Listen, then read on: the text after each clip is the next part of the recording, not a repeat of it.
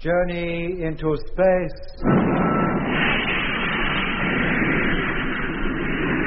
The BBC presents Jet Morgan in The World in Peril.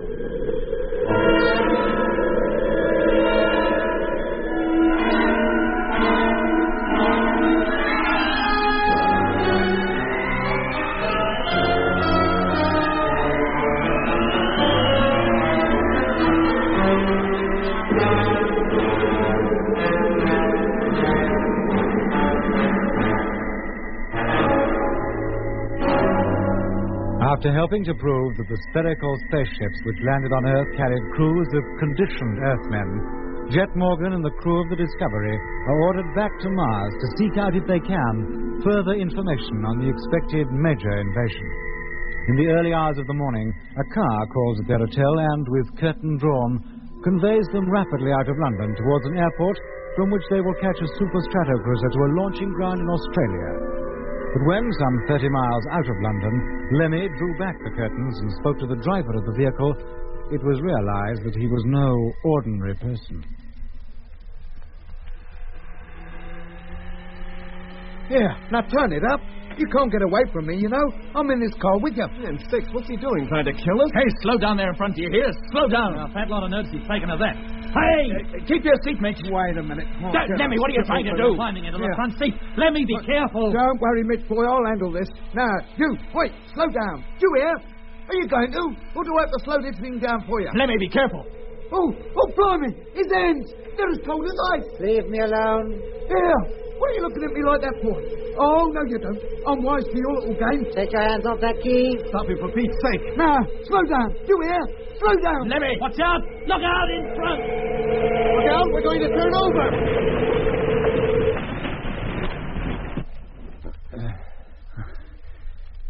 Anybody hurt? Oh, I'm okay. I've hurt my arm. How about you, Lemmy? Lemmy. He must have been knocked out, Jan. Let's hope that's all it is. How about the driver? Stay where you are, Doc. And you, Mitch. I'll try to open one of the doors so we can climb out. Oh, sorry, Mitch. Can you reach it, Jet? Yeah, I think so. That did it. Oh, thank goodness for that. You all right, Mitch? Just for a bit? Yeah, Jet. Very well, Doc. We'll get the other two out. Driver first, Jet. He's laying on top of Lemmy there. Can you take his arms? Yes, I've got them now. Lift it. Where should we put him? I'll lay him here on the bank. Right. Now let's get Lemmy out. Hold on a minute, Jet. His legs are curled up all under him. Let's not lift him until I'm sure nothing's broken. Very well. How about you, Mitch? I got a nasty pain in my arm, but okay otherwise. Lemmy seems to be okay, Jet. Take his head, will you?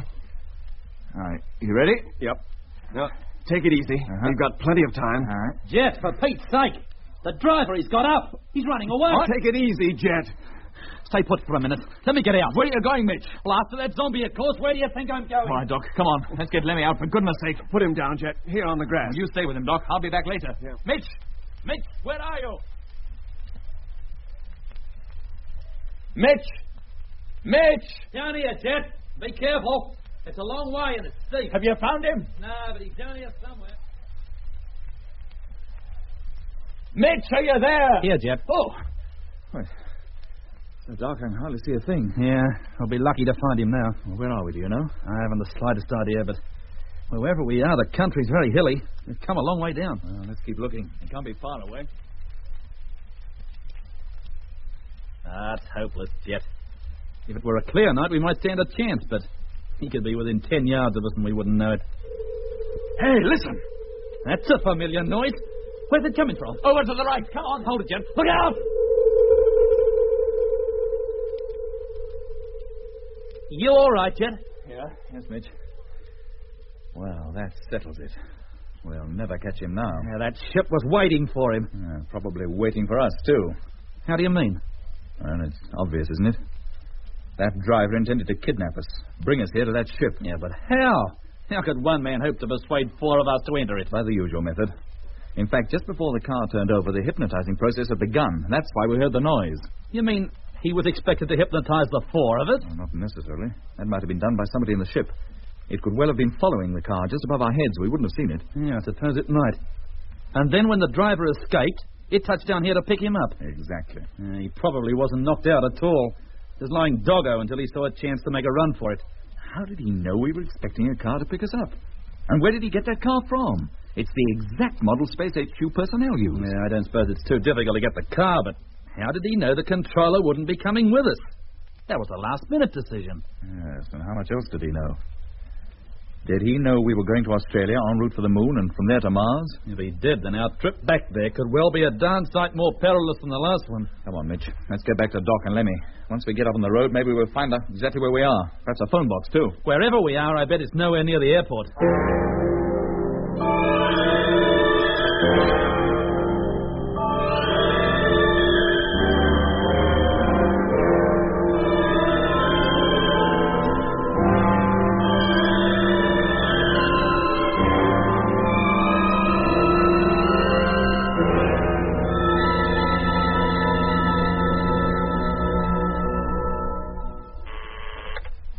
Lunar Controller speaking.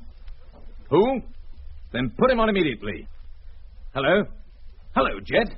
Have you had me worried? Where are you? Near Hindhead. What on earth are you doing down there? What? Well, never mind the explanations now. I'll come down and pick you up myself. Oh. Yes, that's the point. Well, listen. Keep out of sight and walk along the road in the direction of London for a couple of miles. When I turn up, I'll have 3 headlights blazing and one of them will be flashing. Is that clear? As soon as you recognize the car, step out into the road so that I can recognize you. Good. See you later, then. Sir? Get a car ready immediately. I'll be leaving in 5 minutes. Yes, sir. Will you want a chauffeur? No, I'll be driving myself. Very good, sir. That's all. Yes, sir. Supervisor, please. Hello, Jenkins. I found them. No, I'm going to pick them up right away. Now, have a breakdown squad go along to the Portsmouth Road as far as the Devil's Punch Bowl to recover a wrecked car. It's lying on its side in the ditch at the edge of the road. Meanwhile, bring the police and have them put a guard round the wreck. I want no one to go anywhere near it before the breakdown squad get there. Is that clear?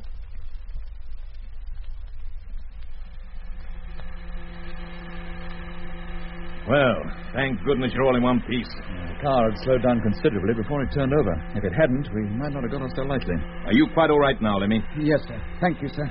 Oh, I must have cracked my head on the instrument panel. I was out for fully 5 minutes, or so the doc says. And your arm, Mitch? Just a bad bruise, that's all. Nothing to worry about. Well, that's something. But we have plenty of other worries. So one headache is not enough? Why did you leave the hotel without me? But you rang up to say you'd meet us at the airport. And the transport was already on its way. Yeah, it arrived not 5 minutes afterwards. I didn't call anybody. Fact is, I called for you half an hour after you'd left. What? Then who did ring us? That's what I'd like to know. But I thought it was impossible for anybody to telephone us except through the exchange at Space HQ.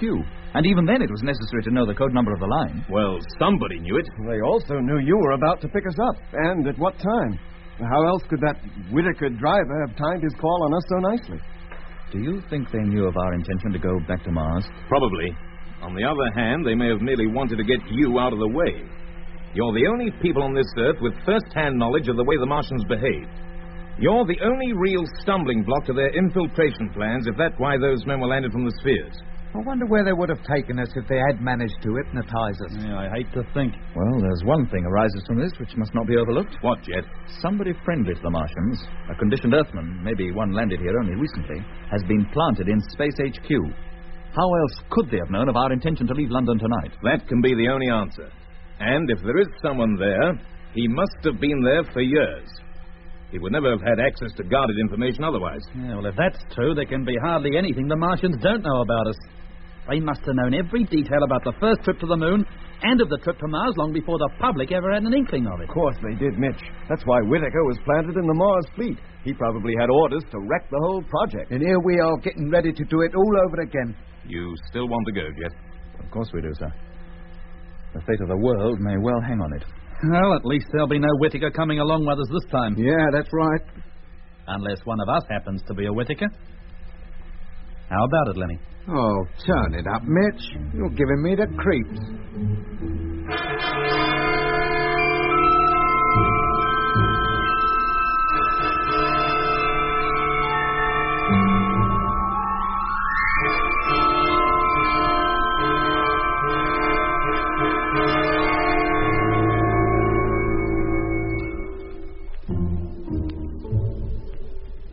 Nothing further happened to give us cause for alarm. The controller drove us to the airport, which, incidentally, was on the opposite side of London. There we found a super stratocruiser waiting to take us to the other side of the world. We landed in Australia the next day and were taken immediately to the launching ground where a moon ship was waiting to carry us to the Earth satellite.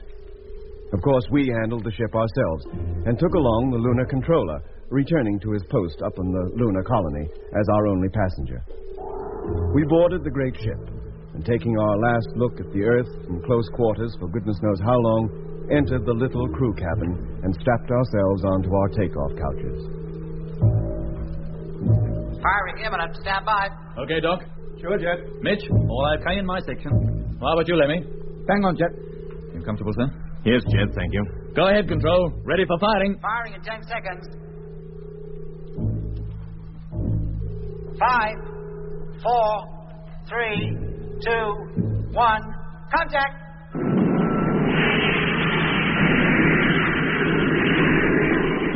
Plus 5 seconds. 0 plus 10 seconds. Height, 5,000 feet.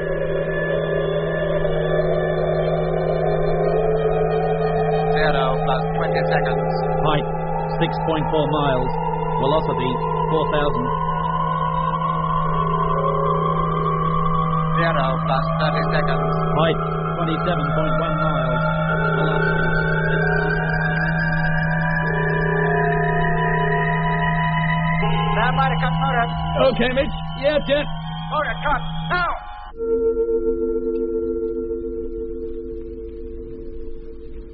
Oh, that's better. First class takeoff. Everybody okay? Yeah, too right. Okay. Very well, you may leave your bunks. Now, check the gauges and make out the reports. As soon as they're ready, Lemmy, radio them back to control. Yes, Jet. Well, so far so good.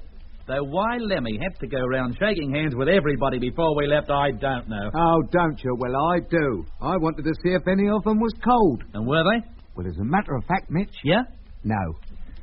Well, so we're on our way. On the first lap, anyhow. How soon after we land on the moon do we take off for Mars? A week from now. From now? But it takes us 4 days to get to the moon. That leaves only 3 days to get ready. There's nothing for you to get ready, Jet. It's all been done for you while you've been down on Earth. Well, HQ don't intend us to waste any time, do they? No, Lemmy, they don't. Here you are, Lemmy. The dial reading. Thanks, Mitch. And mine, Lemmy. Get them off straight away, huh? Control will be wanting them. Yes, Doc. Hello, Control. Moonship Luna 174 calling. Have first reports. Are you ready to receive them? Hello, Luna 174. Receiving you loud and clear. Ready for reports. Go ahead, please. Right, here they come. First, fuel consumption. Tank 1.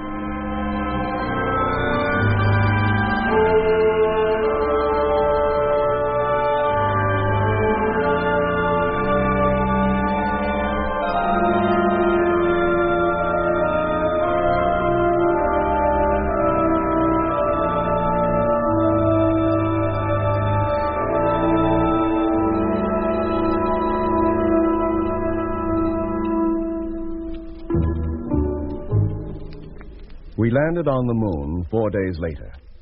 The trip was uneventful, and once the ship had touched down, we were taken to our old quarters in the lunar colony, where we were to stay until the time came for us to take off for Mars. From the observation tower set high on the precipitous slopes of the Jura Mountains, we could see across the Bay of Rainbows toward the launching platform, where the modified Discovery and the 2 freighters were standing. Night on the moon is equivalent to 14 days on Earth. But when we touched down, 12 of those days had gone, and the long, cold lunar night would soon give way to the blinding, long, hot lunar day. The sky was velvet black and studded with millions of brilliant, multicolored stars. Above the horizon was the Earth, now almost full. Its light, much brighter than moonlight, enabled us to see quite easily the launching ground and its tall, stately ships, tall as skyscrapers. One of the most impressive sights I know is the lunar sunrise. At one moment, the moonscape is dark and somber, lit only by the reflected light from the Earth. At the next, at the very instant the first rays of direct sunlight appear over the horizon, the moon's surface is transformed into a study of bright light and deep shadow, the shadows being cast by the mountains, hills, and crater rims. As the long day progresses and the sun rises higher in the sky, the shadows grow shorter and the sunlight more brilliant. We knew the sunrise was not a sight to be missed, so a few minutes before the first of the sun's prominences was due to appear from behind the mountains in the west, the four of us gathered in the observing tower to watch the breathtaking sight. How much longer, Jet? Just a minute or two, Lemmy. Yeah, there's one of the peaks catching the sunlight now. Always dead on time. Yep. There's another. And another. Now, wait a minute, Doc. There are no peaks that high over there. That's the direction of the bay. But something's catching the light up there. And whatever they are, they're moving. Good grief, they are, too. Excuse me, Doc. Let me get the intercom, quick. Sure. Hello? Control room. Morgan here. Is the controller there? No, Captain. I think he's gone up to the observatory. Oh, then you put me onto there right away. Yes, sir. Observatory? This is Morgan here. Is the controller there? No, Jet. He's just left. He's on his way to your quarters. Oh, he would be. And I'm in the lookout tower. Still, never mind. Listen carefully. I want you to investigate some flying objects just above the horizon to the southwest. Hey, now, wait a minute, Jet. The sun's about to rise, and that means we've got a lot of work to do. Important work. I realize that, but these objects are important, too. Very well, if you'll take full responsibility. I will, don't you worry. What is it you want us to do? Just above the horizon to the southwest, on an approximate line between here and Helicon, Yeah? objects in the sky, half a dozen or more, moving eastwards. Photographing close-up, and hurry, they're moving pretty fast. What height are they? Oh, can't be more than a few thousand feet. They only caught the rays of the sun a few moments ago. Very well, Jet. I'll do my best. Thank you. Well, Doc, where are they now? There they go. And here comes the sun.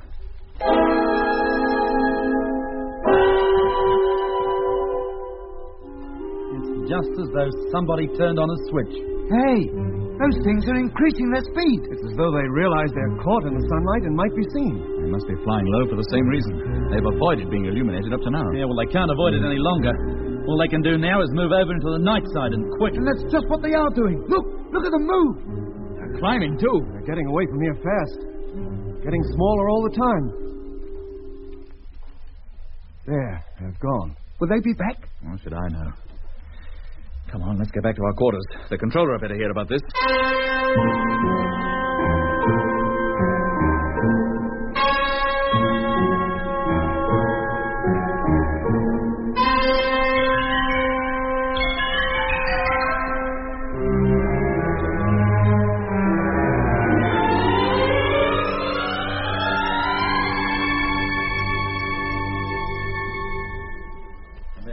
Just after the sun rose, they gathered speed and disappeared over the eastern horizon. At first we thought they were the tips of mountains catching the first light of the sun. And you told the observatory, Jet? Yes, but whether they were able to get a close look at them depends on how soon they could swing the telescope into position. They were all ready to observe and record the sunrise. Well, if they did see or even photograph anything, they'll let us know. Meanwhile, I have some news for you. Oh? Your takeoff orders arrived less than half an hour ago. When do we leave? In 6 hours. Why not in 6 minutes? Here are full instructions as to what you are to do when you get to Mars. Oh, thank you, sir. No point in opening them, Jet. They're coded. Eh? Every message from Earth I have received since our arrival up here has been the same. Well, we can decode them, can't we? Not until you've taken off and are well on your way. Even I don't know what's contained in that envelope. They're not taking any chances, are they? Don't they even trust you? Since the attempt to kidnap you four, all kinds of security have been tightened up considerably. HQ don't trust anybody now. They'd better make up their minds to trust us. How do we decode this lot? You will take a machine with you. You will also use it to code every piece of information you pick up during your trip before you radio it back here. Normal routine calls may be made in plain language. Is that clear? Yes, sir. Good. Now, you will be ready to go out to the ships in 4 hours from now. Takeoff will be at 1500 hours Universal Time. I'll come out to the Discovery with you and see you all safely aboard. Now, any questions? Oh, I don't think so, sir. Oh, except, of course, we'd like to know what the observatory made of those objects, if they made anything of them at all. I'll go up there and find out. Anything else? I don't think so, sir. Very well. Let me open the door for the controller. Yes, Doc. Thank you, Lemmy. I'll see you in 3 hours, gentlemen. Righto, sir. Right, sir. Well, that's that. Off to Mars in 6 hours and no embarkation leave. I wonder what that envelope contains. What do they expect us to do? And why do we have to wait until we're underway before we find out? Probably because if we knew before we went, we wouldn't go. Yeah, maybe you got something there, Lemmy. Hello, Captain Morgan. Observatory calling. Aye, aye. Hello, Observatory. Morgan here. Is the controller with you? No, he's not. He's on his way to you. It's just as well. I think you better come up here, too, Jet. We managed to get a photograph of those flying saucers. You did? What were they? Well, you better come and look for yourself. We most certainly will. Be with you in a few moments. Good. Come along, gentlemen. Let's see what they have to show us. Is this all you managed to take? I'm afraid so, Jet. We'd hardly got the telescope trained on them when they disappeared. Well, there's no mistaking what they are. The asteroids? Yes, sir. The same ones, I would say, that Lemmy and I pursued in the orbital rocket. The spaceship carriers where those spheres came from. Yeah, but what are they doing up here on the moon? No point in landing any spheres here.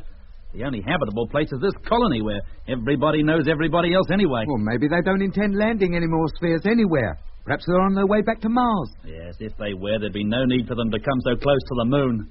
Or so close to the colony, come to that. They must have known they were bound to be seen. Unless they wanted to find out what was going on, or whether we'd left for Mars yet. Always assuming they know we intend to return. Well, I'll lay 1,000 to 1 they do. And that fly pass was to let us know it. They've probably been hanging around here for days. Maybe even followed us up from Earth, I'll bet. If they had, we would have detected them. No, I think they were just passing by. It was pure coincidence that they did it just as the sun was rising and enabled us to catch a glimpse of them. Well, where are they now, then? Waiting out there, all ready to pounce on us the minute we show our noses anywhere near them. I don't know, Lenny. Well, I think we should make sure before we take off. What difference does it make anyway? We'll take off just the same. Eh? This is the most favorable time. By leaving now, we reach the planet in the shortest possible period with the least expenditure of fuel. Yeah, but what if those things are out there and they get violent? Well, that's the strange thing about them, Lemmy. They've never used violence of any kind, not in the physical sense. Oh, no, of course they don't. Yes, eh? This power of inducing sleep, this hypnosis, is the only weapon they seem to have. Well, that's violent enough for me. And we discovered on Mars that even the hypnosis can be overcome if you're strong-willed enough. Oh, that's all very well for you, Doc. You're immune to this hypnosis business anyway. But me, I only have to imagine I hear that noise and I'm out like a light. Well, sir, I don't think there's much point in staring at this photograph any longer. We've a lot to do before we leave here for the ship. We'd better attend to it. Very well, Jed. So, we're going. Just like that. Yeah, Lemmy? Do you want to stay behind? Who said anything about staying behind? I merely said so we're going, just like that. Well, I only... What's the matter? Don't you want me to come with you? Do you think you can handle the ship without me? No, of course. Then don't try to get rid of me. When that ship takes off, I'll be in it. And anybody who tries to stop me is liable to get a thick ear. I don't care who he is. Then let's get back to our quarters and not start any more arguments over nothing. Well, I don't want to argue. It was Mitch started it. Come on, Lemmy, cut the cackle. Wow. When in 1971 we had made the first trip to Mars, it was with a feeling of adventure. We were about to set foot in the world no man had ever visited before, or so we thought. But of course, when we did finally land, it was to learn that it was already populated by people from Earth, although few of them realized where they were. On this, our second trip, there was no feeling of adventure, only of great apprehension. What lay in store for us during our long trip of nearly 400 million miles out from the sun towards the orbit of the alien planet? What of the Martians themselves? These were beings we had never even seen. Would we meet up with them this time? And if we did, what would they be like? What were our chances of obtaining the information wanted by our superior officers at Space HQ? And if we did manage to obtain it, what were our chances of returning safely to Earth with it? What if the invasion took place while we were on Mars? Those spheres didn't land conditioned Earthmen in different parts of the world for nothing. What was their purpose? And why, after being landed, had nothing more been seen or heard of them? Well, these thoughts must have also been in the minds of Jet, Mitch, and Lemmy. But in those long, tense moments before takeoff, nobody, of course, mentioned them. In the tiny, cramped cabin, nearly 1,000 feet above the moon's surface, we lay strapped into our takeoff couches. Jet called up control to tell them we were ready. All set, control. You may close the main door.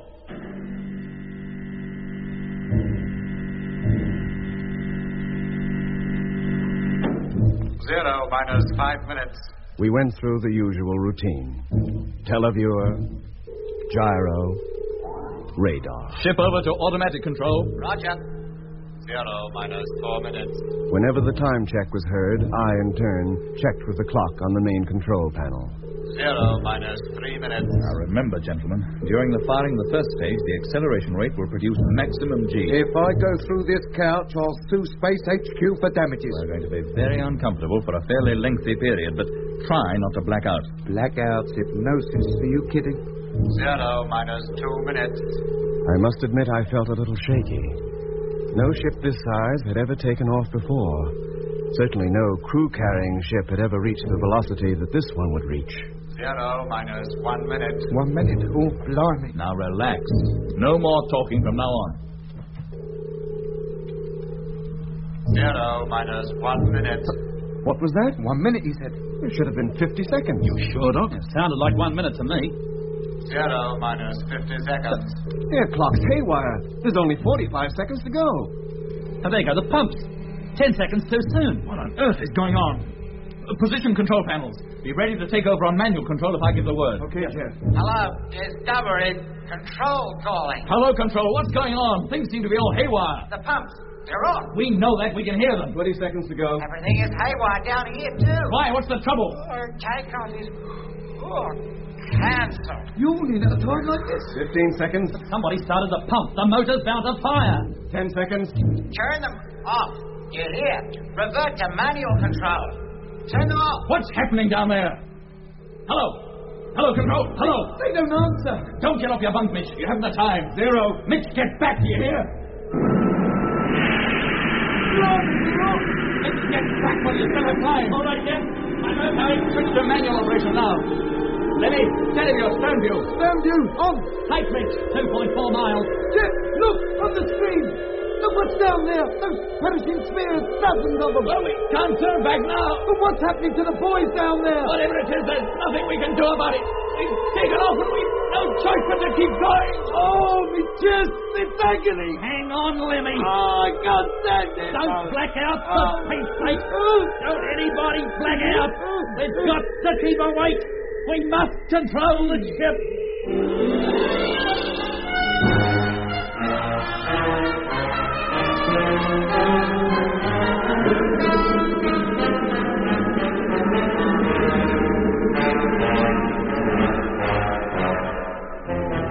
That was episode 4 of Journey into Space. Taking part in this recording were Andrew Foulds as Jet Morgan, Alfie Bass as Lemmy, Guy Kingsley Pointer as Doc, and Don Sharp as Mitch.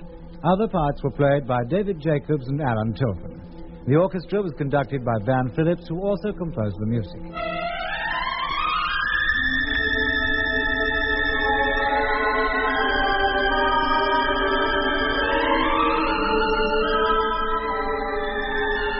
Journey into Space was written and produced for the BBC by Charles Chilton.